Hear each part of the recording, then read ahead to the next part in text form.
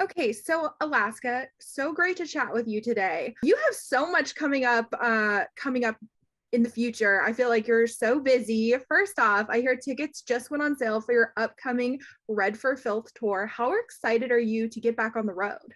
I'm so ready. I love it. Listen, I really enjoyed shaking it on a webcam during deep pandemic. But I'm very, very grateful to get to go and like do shows in front of real human beings again. There's really nothing like it. Yeah, I feel like the energy is like so much better in person, and also getting to see and interact with your fans is probably something to look forward to as well. Totally. I cannot wait to have a microphone in my hand and scream at people. I love it. It's my favorite hobby. And I feel like live events are even more exciting now, like you mentioned, after going through this like really rough pandemic. What are you looking most forward to about touring and seeing fans again? I love dancing, and I'm gonna have dancers. This is new territory for me. I am like I have, if you watch me on RuPaul's Drag Race, you can see that I am not exactly Alyssa Edwards when it comes to dancing. I'm not really the dancing diva of the Deep South, but I really enjoy doing it. And we have some amazing dancers that are going to be joining us on tour, and it's going to be really fun. I look forward to that. I feel like that'll be exciting. I feel like you're a good dancer. I saw you on the AAA girls tour and you were serving it up then. So this is going to be exciting to see you solo. Thank God. Thank God there were two other girls to distract from what I was doing. Because, girl, oh. I was also going to ask, what can you tease about your upcoming tour and what fans can expect to see? Well, the music is really, really great.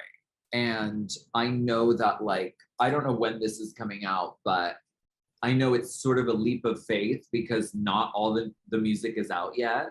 We're releasing it like slowly, like when you would buy a single at the store in the 90s or the 2000s. It's very like that. But the music is really, really good and really special. And I'm just like excited to like share that and sing it with the children. I'm really excited about that. Well, I can't wait to hear more about it. Speaking of the singles, any chance you're going to be performing your new single, Red? Oh, yes, I will be. I can assure you. And Red is great. I love it. My mom loves it. So that's really great. Um, and we're really going into the territory of like singing about like love and like friendship and like relationships and feelings, which usually in the past I've written songs about eyelashes and wigs and hair, which is great. I love. But I'm really excited to sort of go into like more of like a deeper sort of place with the music.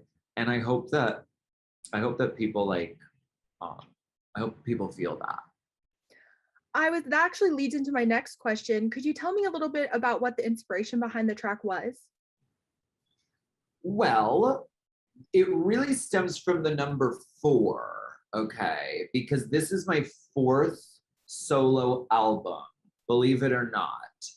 I've done so many songs in my life, but this is my fourth solo album. So then it goes Red for Filth, which is like a thing that I did 10 years ago on Drag Race that people still quote at me constantly. So I'm like, let's make it Red, the number four, and then Filth, and let's make that the whole era. So like the color red is really important. The color red is the color of like the heart and blood and like love and like passion. And the 90s and 2000s, which all the music is based on and like referencing, is the time when I like fell in love with music. So it's really like we're talking about love, we're talking about music, we're talking about low-rise jeans. It's fabulous. I was also going to ask, what can you tease about any other upcoming singles? I know you mentioned earlier that you're kind of dropping them one by one. Can you tease anything about any other songs that are coming out? Well, the fun thing is we're not doing singles like one by one. Do you remember when you would go to the store? I don't know how old you are. You're really young. You probably don't even know. I'm 31, so I was around in the 90s. They used to have, you could go to the store and buy like a CD that was like a single, and it was like $3. Yeah, so and like the little cardboard thing. It was always like not the plastic.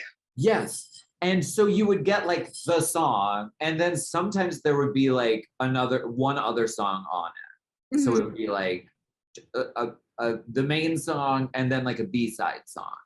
Okay. So we're releasing the music like that. So the next one is going to be like the single, but it's going to come out with a companion song. Oh, that's cool. Yeah, I'm like really excited about it. The next song is coming out like kind of soon, and it'll come out.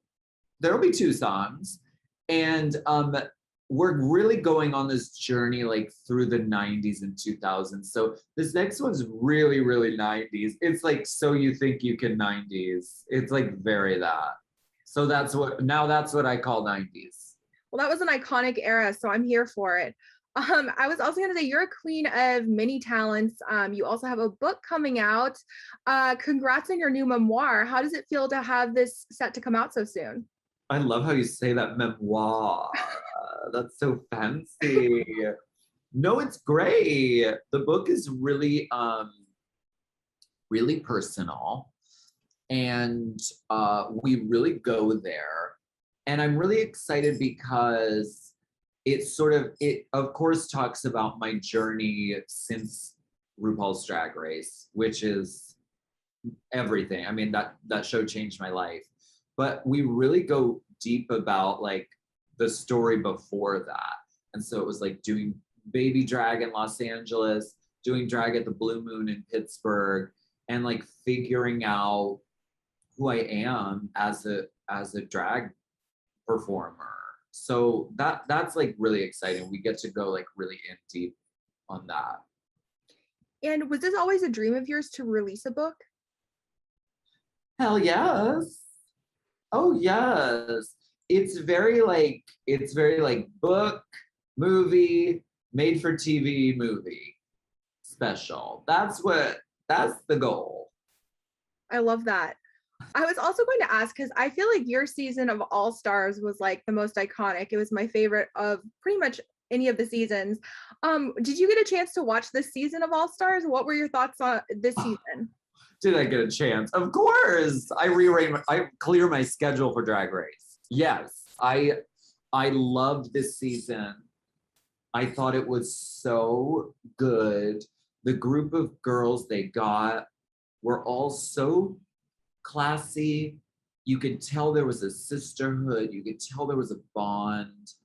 So talented, so funny, so gorgeous. It was such a dream to watch this season. I loved it so much. Jumping back to your book, I heard it's available for pre-order. Where can fans go? We got to get a plug in here about where they can go to pre-order the book, where it's available. Yeah, go to chroniclebooks.com/Alaska, and then it like gives you a link of like all the different places that you can buy it from. So do that. They tell me to ask people to pre-order it, but I think it means you can get it like sooner than everyone else. I feel like that's true, because I've pre-ordered books in the past and it like comes like the day of or like the day before, so you're like right in there, you know? That. Yes. Now I have to ask, because you're always serving the looks, including your look today. Did you have a chance to check out any of the looks from the Met Gala this year? Any ones you loved or hated? I personally loved Kim Kardashian's. I know it's a little controversial, but I thought it was just so out there. I loved it. Did she just wear like all black everything, head to toe? Yeah. And my friend Nick texted me that look, and he was like, this is what you wear when you don't want to be recognized and you go in public. I would probably most likely wear that outfit. I loved it. I also love Kim Petras's look. Oh my gosh, the horse. Yeah, I really feel seen by that look. So I'm really glad that she did that for me. I'm pretty sure she did that for me personally. And Iman, I mean, come on. Gorgeous. I Beautiful. like, you can't top that, I feel like. No, it can't be done. It was like a Trinity K. Bonet runway. It was like an event. Definitely. I want to see more drag queens at the Met Gala. I feel like I would love to see you there one day. So fingers crossed that could happen. I feel like that'd be iconic. I would love an invite. Anna, if you're listening, send me an invite. I was gonna say, because I always feel like drag queens always understand the assignment when it comes to themes. So I feel like every time there has been drag queens at the Met Gala, they like really bring it, you know? Turn it. Yes. Amazing. Well, it was so great to chat with you today. Did you have anything else you wanted to plug that's upcoming for you? You know what? We talked about the book. We talked about the new music.